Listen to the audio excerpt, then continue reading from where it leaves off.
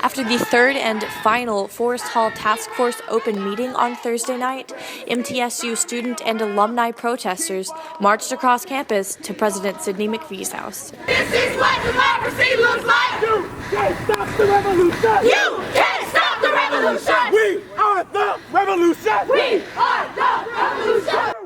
When the protesters arrived, they were kept on the outside of police caution tape surrounding McPhee's driveway.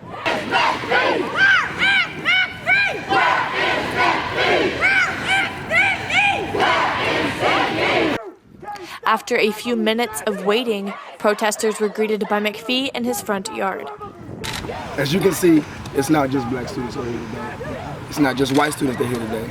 It's black students, white students, black community members, white community members, all coming together, asking for consideration of this.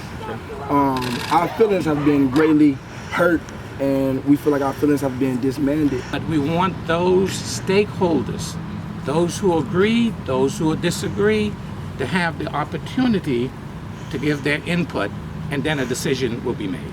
Okay. Despite President McPhee's reassurance, activists brought up the concerns of respect and safety, citing racial slurs from community members to activists at the last Forrest Hall meeting. So knowing that we have had death threats, knowing that we have been called niggers, knowing that we have PhD students who have been reported to judicial affairs from the committee chair, what is it that you're willing to do? What can you do as the university president to ensure the protection of the black and brown students on this campus and white students who are advocating for this name to be changed?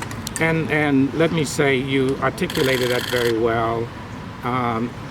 If I'm, and you have told me that is happening, there are specific incidents, I will condemn it. Yes, I will condemn it. If you all have specific situations where someone threatened you because that you express your views that I have control over within the university sphere, of course, in our community, I'm only control and I only have responsibility for the university. So if there is anything that's happening on the campus that you can that you can show me or show evidence that you were mistreated because of your views, I will deal with it. In the first demand in our letter to you, we are asked for you to formally and properly apologize to black and brown students. Will you do that? Why would I do that? What did I do to black and brown students? President McPhee, you're the president. I've been a president of many organizations on this campus. I'm homecoming king, I'm a student ambassador. I mean, you know all of this. I'm actually over the whole southern region of my fraternity. And if something in the southern region of my fraternity happens, whether or not I'm on that campus in West or Central Florida, whether or not I'm on that campus in Alabama, guess who it falls back on?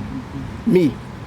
And so even though you can't control those individuals will still put in their level of power because of you. For us as students, who else do we go to?